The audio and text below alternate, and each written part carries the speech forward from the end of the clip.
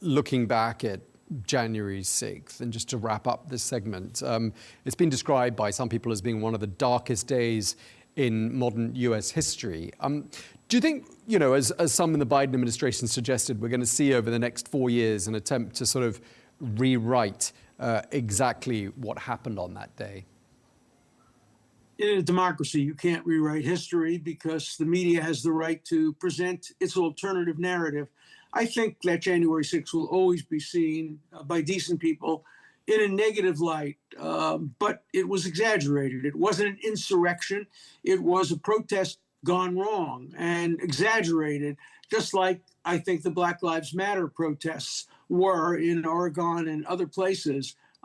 There's equal fault on all sides here. And what we have to do is move us back to a time where protests are fine. Indeed, they're encouraged. It's part of our First Amendment to have protests, but not violent protests and not intimidation and not threats. So I'm hoping that the new administration will keep its word about the end of lawfare and move us toward more democratic forms of protests and more equal application of the law. I think that's possible. I think we learned a very, very hard lesson from both January 6th and the application of lawfare, and I hope that lesson is learned and applied.